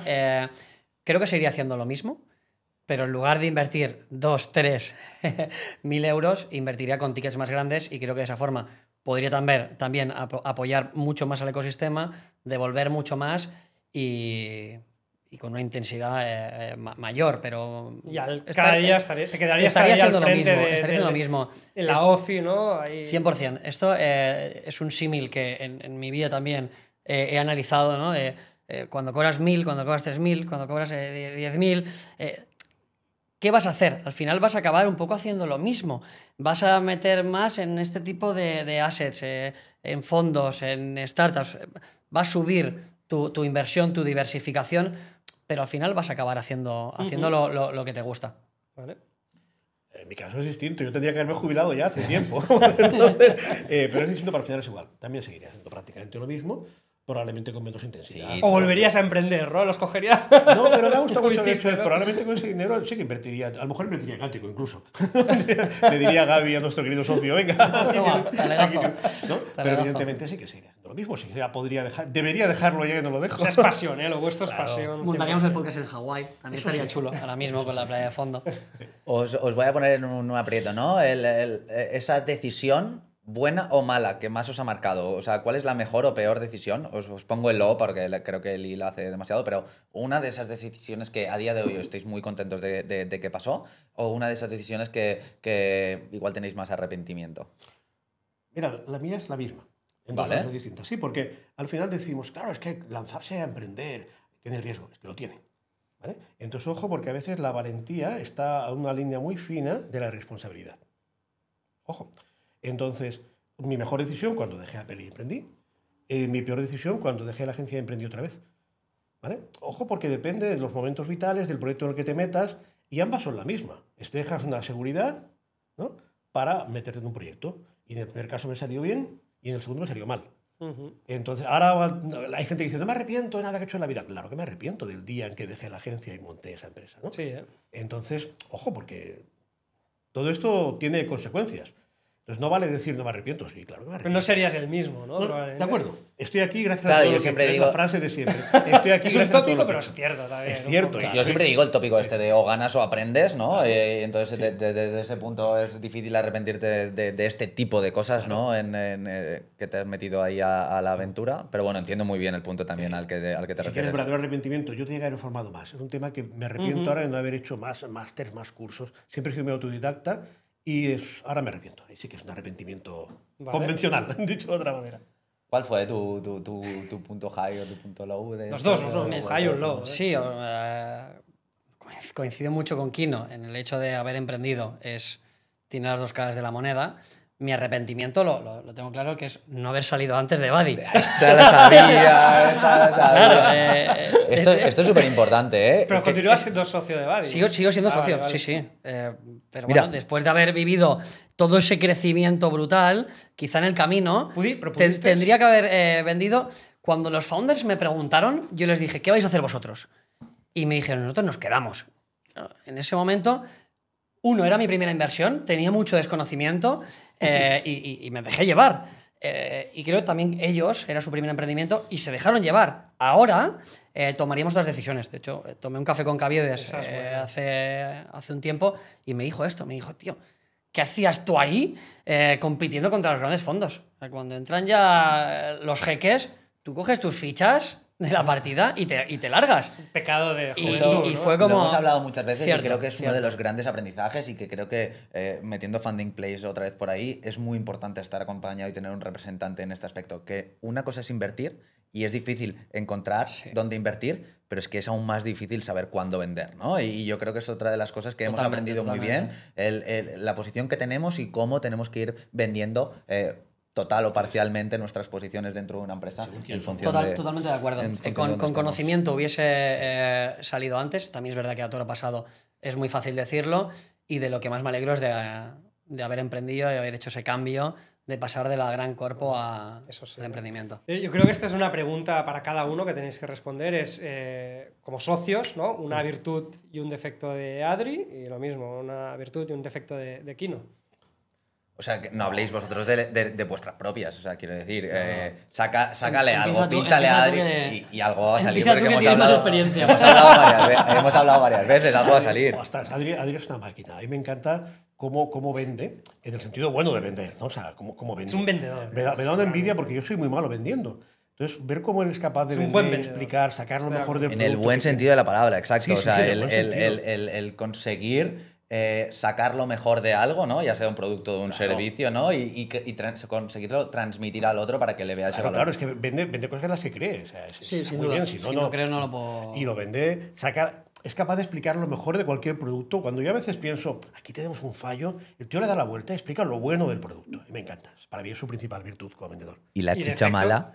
¿Qué? Defecto. Algo malo, cuéntanos, Adri, porque todo el mundo se polariza. O sea, Todo- cuando es un poco bueno en esto, tiene otros puntos más malos. Todos tenemos algo. Va como una moto. Es decir, tío, no acaba nada, va como una moto todo el día, deprisa, pim pam, hace las cosas. Es de esos que hace mucho, pero necesita gente detrás que acabe de hacer las cosas, ¿no? A pim pam, no acaba las cosas. Pero bueno, queda muy bien cubierto por su principal virtud. Sí, No pero tengo me duda. gusta que no hayamos dicho estas como cuando te preguntan en la entrevista y te dicen, dime algo malo tuyo. No, soy demasiado puntual. Bueno. O sea, este defecto como socio se puede. Vamos se a ir a puede- algo- se Que puede yo le he sortear. dicho en entrevistas, esa le he Sí. dicho. Soy demasiado puntual, Pero bueno, demasiado Exigente. demasiado exigente. Demasiado exigente. Pero el tema demasiado pim pam es muy millennial, ¿eh? Lo sois todos, lo siento. Vais como una moto siempre y pim pam. No, a veces las cosas hay que hacerlas con más tranquilidad y sosiego. Pero bueno, ya está. Venga, Vale, métele venga, beef, va. tú también ahora. Mátame. Empiezo con lo bueno, ¿no? Sí. Kino es tremendo porque es el más mayor de toda la compañía, con diferencia, pero llega a todo. O sea, tiene una memoria que le preguntas por el pacto de socios de la startup tal y te lo sabe decir. Entonces, es brutal cómo puede tener esa intensidad, esa actividad y esa buena memoria con su juventud. Y luego, lo malo que iba a decir es algo que también se repite mucho, pero en este caso es el perfeccionismo. Esto lo hemos hablado muchas veces. El ser tan perfeccionista... Ordenado más que perfeccionista. Sí, ir al pixel perfect. Entonces, esto en el mundo actual, donde todo pasa tan rápido y todo avanza, esto a veces puede hacerte quedar atrás. Viene de la escuela de Jobs, aunque no lo Viene conoció. de la escuela de Jobs. Viene de la escuela de Jobs, claro. ¿Ves cómo cuadran los defectos que nos hemos puesto? Por eso hacéis buen equipo, por eso Claro, creo que claro, hacéis un muy buen justo. match. Vale, esto es un poco más personal, ¿no? Yo tengo ese pensamiento de que los miedos son esas cosas que trata de evitarnos el cerebro porque le damos demasiada importancia y trata de hacer que no nos enfrentemos a ellos para que no nos peguemos el big tortazo, ¿no? Ese gran tortazo. Por tanto, el miedo, acabo entendiendo que son esas cosas que realmente más te importan. Pero si tenéis que decir algo que os da miedo hoy, ¿qué consideraríais que es algo a lo que le dais más miedo o que vuestro cerebro se está protegiendo de algo a lo que realmente le dais mucha importancia que vaya bien? Yo lo tengo claro. ¿Sí? Sí, en mi caso es la impulsividad. Soy muy impulsivo, cosa que estoy trabajando porque, sobre todo en inversión, ¿vale? Tienes que dejar un tiempo hasta que tomas una decisión de invertir y lo mismo para desinvertir. Entonces, me ha pasado muchas veces en mi vida que salto al momento y esto sí que lo estoy corrigiendo con muchos libros, podcasts y demás. Para esto, para ir más tranquilo. No todo se tiene que responder al momento. Vivimos en una sociedad donde todo es notificaciones, todo es para allá y a veces nos sentimos en la obligación de tener que responder cuando, oye, no. O sea, uno también tiene su derecho a tomarse un tiempo a la respuesta y es eso. Es el ser muy impulsivo con todo. El impulsivo te ha hecho tomar alguna decisión incorrecta en la vida. Seguramente. Sí. Dale, Kino, y hacemos las dos últimas preguntas. Yo tengo uno muy relacionado con mi edad, lógicamente, que es la obsolescencia. Es el dejar de aportar, ¿no? Es decir, yo estoy aquí, me estáis entrevistando porque supongo que puedo aportar algo, ¿no? Pero, ostras, yo quiero seguir aportando, ¿no? Entonces, técnicamente, mi virtud siempre ha sido que yo podía combinar tecnología con comunicación al principio, ¿no? Y poco a poco ya hay tecnologías que se empiezan a escapar. Entonces, tengo que migrar... Pocas, ¿eh? ¿Cómo maneja Notion? ¿Estudias? O sea, ¿estudias? ¿Continúas aprendiendo? No, mira, el otro día me apunté a un curso online de inteligencia artificial. Y además, Adri se ha comprometido a hacerme un buen clinic de agentes. Pero aún así, yo sé que eso no es donde puedo aportar ahora. Entonces, tengo que migrar, ya llevo años haciéndolo, hacia aportar otro tipo de cosas, no tecnología. Ya no soy bueno en tecnología, ¿no? Y aún así, lo que quiero es ver, yo quiero seguir aportando. Y va relacionado con mi edad. Tu gran miedo es que aportar. Claro, dentro de 5 años me gustaría volver a participar de un podcast, ¿no? Y seguir aportando. Experiencia no es suficiente. Bueno, la experiencia es saber explicarlo. Y no quiero chochear. Tiene que haber algún momento en que uno dice que empieza a chochear, ¿no? Entonces, eso pasa. Y para mí, mi deseo es retrasarlo lo más posible.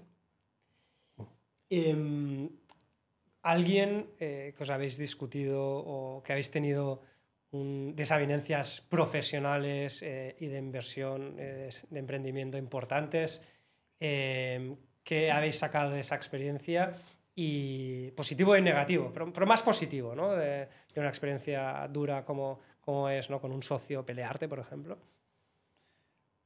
A mí me pasa a menudo con founders en los que he invertido que llega un punto de su vida donde viene otro inversor mayor, normalmente fondos, que pone cláusulas. Pueden parecer abusivas, pero lo son respecto a mí, claro, donde el fondo,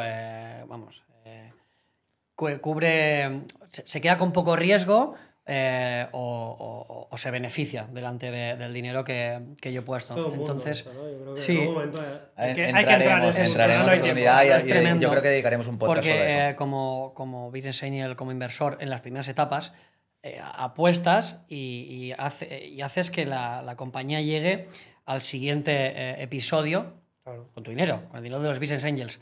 Y en el siguiente episodio, cuando entra ya un fondo mayor, esto muchas veces se olvida. Ya no se acuerdan de lo que ha Y el pasado riesgo antes. es Y inferior, el además. riesgo es distinto. Tienes otra tracción, Claro. otras métricas. Entonces, yo lo entiendo, porque eres el fundador, quieres lo mejor para ti, para tu compañía, y ese dinero te viene muy bien, pero aquí, bueno, cada uno juega su papel, ¿no? Tú como fundador juegas el tuyo, el fondo juega el suyo, pero yo también tengo que jugar el mío. Entonces, es muy clave desde los inicios empezar a divulgar esto, comunicarlo muy bien, que te dicen que sí, que sí, que sí, pero luego cuando viene la hora de la verdad, ponen liquidaciones preferentes, ponen cláusulas que te dejan fuera de combate y lo siguen sin entender. Y esta cercanía muchas veces con el emprendedor puede crear una amistad que luego se confunde. Se confunde porque no sabemos, me incluyo también, ¿no?, el diferenciar lo personal de lo profesional y no debería ser así. No debería ser así. Porque al final tú has invertido, ¿no? Un dinero, un He capital. invertido porque te quiero ayudar y porque quiero ganar dinero. Si no, no te Claro, invierto. te has Si no te ayudo desde encontrado otro ángulo, te has claro. encontrado situaciones que... Efectivamente, a mí el dinero me cuesta mucho ganarlo y con ese dinero, como decimos León, me puedo ir a Bali. Entonces, si lo invierto es porque quiero ganar dinero, ¿vale? Esto, primer punto. Y puede haber algún punto en el que los intereses no estén alineados entre el inversor y el emprendedor, ¿no? Totalmente, Incluso con totalmente. nuevos Y inversores esto, que esto causa confrontaciones, ya te digo, muy, muy duras, que te rayan porque te las llevas a casa porque te has ido con esta persona y Claro. con su señora a cenar, tú también con tu chica, se crea este vínculo, puedes incluso haber viajado. Y luego cuando pides lo Y tuyo, luego, claro, o cuando sea, dices, hostia, macho, Ya hay solución. ¿por qué ¿no? aceptas Y esto? A No, veces es no hay que- solución, ¿no? Simplemente. A veces no hay solución, a veces no hay solución y se rompen ahí Se rompen vínculos, luego con otros se vuelven a retomar porque pasa el tiempo y cada uno tiene perspectiva de lo que ha pasado y puedes decir, oye, Claro. ya se está. entiende el contexto. O sea, Claro, tú lo hiciste de la mejor forma, yo también, estamos aprendiendo en esto, nunca se deja aprender y tú tomaste esa decisión y yo la mía, pero es muy duro. Ujú. Tú, Kino. Kino, la pregunta para ti Sí. también. Es una pregunta difícil, ¿eh? O sea, yo discuto mucho, pero me peleo muy poco. En cambio, lo sabes que contigo discuto cada día, pero soy un tío afable que difícilmente pelearé con alguien, ¿no? En cambio, te diré que el socio con el que monté mi primera empresa, y monté la segunda y monté la tercera, y que estuvo en mi boda y que hemos ido juntos de vacaciones 1000 veces, no me hablo con él desde hace unos 10 años. Wow. Quiero decir que a veces estas cosas pasan, ¿no? Eso provocó mi salida de la agencia, etcétera. Entonces, sí, claro, Wow. he tenido discusiones o problemas fuertes con socios. No viene de cuento aquí a explicar el porqué ni la responsabilidad de cada uno, ¿no? Ni siquiera los learnings, que los hay, ¿no? Pero sí que son cosas que ocurren. Y, ¿Pero te arrepientes de algo de ahí ahora mismo? O... Bueno, al final cuando te peleas con alguien de verdad, hasta este nivel que digo, no es responsabilidad solo de uno, evidentemente. Claro. Entonces, aunque yo en Yo este quería hacer caso una pregunta. creo que la mía es muy pequeña, pienso, podría haber puesto más de mi parte para que no pasara. Aquí vale todo, hazla. Sí, yo quiero preguntar, en el tiempo que te queda, que es mucho, ¿esperas volver a contactar con esa persona, arreglarlo? No, en absoluto, no, porque me decepcionó mucho. No. Es una persona que he sacado de mi vida, no tengo interés en que vuelva. Yo debo decir Dicho así de que sencillo, no tengo ningún con interés. con el CTO, con el jefe de tecnología en su momento, con nuestro co-founder, hemos vuelto a hablar, De Subo, tenemos sí, una relación justamente. cordial. Sí, sí. Ha pasado el tiempo, pero yo contextualizo todo, ¿no? Y entiendo que el momento y el contexto forman... Parte de nuestro ponderan viaje. demasiado importante en la reacción que tiene cualquier persona en ese momento, ese contexto determinado. Y considero que pues, las versiones de todos en aquel momento eran diferentes y a él Inmadurez también. le llevó a reaccionar de una manera en concreto en Sí. ese momento y en ese contexto, ¿no? Que hablado después podemos entenderla, podemos entender que la versión de hoy de esa persona actuaría o reaccionaría diferente también frente a la situación y que a mí no me gusta llevarme mal con nadie o que alguien me quisiera girar la cara por la calle. Así que hoy hemos hecho ese ejercicio, ¿no? Adri Sí, también dio totalmente. el paso, yo Hasta también hace di el poco paso, hicimos o una sea, call porque está sí, está intentando emprendiendo emprender otra vez y creo que es y guay. estamos hablando y pues esto- es súper guay. Vamos a cerrar con una última pregunta. Me pongo un poquito más romántico. Los dos dentro del ecosistema. Kino ya tiene un papel de un largo recorrido. Tú aún lo estás creando. Ayudadme a entender cómo os gustaría que os recordaran en el ecosistema. Wow. Yo como... Bueno, creo que es fácil. Al final es te lo como resumo en por el una cumplimiento frase. de tu misión. ¿Cuál es tu misión, no? O sea, ¿cómo te gustaría que te recordaran en el ecosistema? Ostras, como alguien que ha aportado, como alguien que ha ayudado. O sea, es lo que llevo haciendo los últimos años, ¿no? Entonces, que gente con la que he trabajado muy de cerca me recordara como, hostia, este tío me ayudó. Este tío que se alegraran de haber convivido conmigo. Pues es la parte que más me parece. Eso es importante. ¿Adri? Iba a decir ayudar, que es algo... Te lo he quitado. Esto de dejarle responder primero. Sí, creo que ayudar, aportar, llevarse bien con el resto. Más que pero uno también, de los inversores de éxito del ecosistema. ¿Qué te gustaría más? Esto me da lo mismo. Mientras hago lo que me apasiona y me vaya bien, feliz, pero lo que decía antes es ayudar, pero también dejando muy claro dónde está cada uno, porque a veces en esa ayuda y en ese buenismo todo se confunde. Entonces también marcar esas barreras Claro. y divulgar, instruir, que al final también los fundadores y otros inversores sepan lo que hay en el ecosistema y vayamos todos de cara. Una última pregunta relacionada con esto. ¿Vosotros creéis, no? Mi sensación muchos años ha sido, ¿no?, que el ecosistema inversor de Barcelona, ¿no?, está dominado por las mismas personas. Siempre los mismos, ¿no?, los mismos nombres, que está bien porque son gente con un track record, ¿no? Un histórico, brutal, ¿no? Y han hecho mucho por el ecosistema, ¿no? Pero yo tengo la sensación que últimamente, ¿no?, hay nombres y caras nuevas. ¿Creéis que podéis, ¿no? Que no lleva mucho tiempo, pero tal vez tú, ¿no?, aportar tu grano de arena ¿no?, y que hay una nueva fornada, ¿no?, que se dice en catalán, de inversores, ¿no?, con energía y con, no sé, visiones diferentes de las que ha habido hasta ahora? Sí, sin duda. Como bien dices, hay generaciones más jóvenes, más nuevas que están en el ecosistema y que han hecho cosas tremendamente chulas. Entonces es cuestión de estar en este ecosistema haciendo profesión, haciendo las cosas de buen rollo, con transparencia y con tiempo, al final, dedicándole tiempo, porque esto se basa en la experiencia de años. Pero sí que es cierto, es que tampoco ha pasado tanto tiempo. Yo estoy pensando que es verdad que los fondos, los profesionales siguen siendo los mismos de hace 2 años, pero los fundaron gente que había ganado dinero previamente. Y no ha pasado tanto tiempo para incorporar tantos. Al final un Oscar Pierre ha montado un fondo hace poco.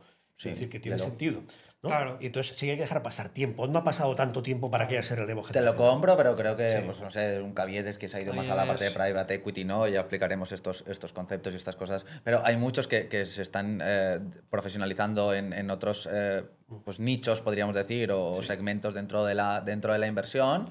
Creo que era necesario, como tú bien dices, coger una experiencia, un histórico, un haber hecho cosas durante todo ese proceso para ahora poder tener un criterio y una voz a la hora de tomar esas decisiones.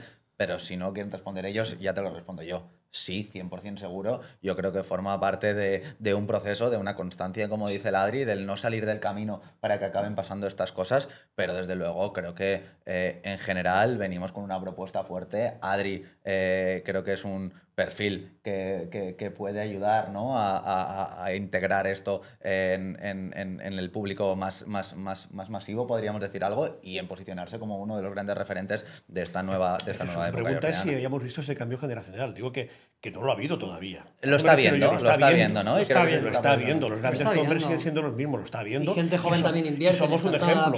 Sí. No yo. Funding Place es un ejemplo de este cambio generacional. Sí. Como algún otro. He citado a Oscar, pero hay un par más. Pero lo está viendo ahora porque no ha habido tiempo de que lo haya antes. Y Edgar y compañía de Enso, hay muchos que creo que hemos emprendido, ¿no? Con más éxitos, menos éxitos, unas experiencias, otras, pero que nos han dado una oportunidad de implementar esa experiencia en los emprendedores, y una de las formas es la inversión. Y yo creo que muchos estamos tratando de poner ese granito de arena también Sí, sin ese duda. punto. Pues muy bien, ha sido un absoluto placer. Muchísimas gracias a todos por vuestro tiempo. Este es el primer podcast de Espero que muchos. Gracias, Francesc. Gracias, Adri. Gracias, Kino. Gracias. Nos veremos en breves con más y probablemente mejor. Gracias. Mejor no, que es imposible. Mejor. Gracias.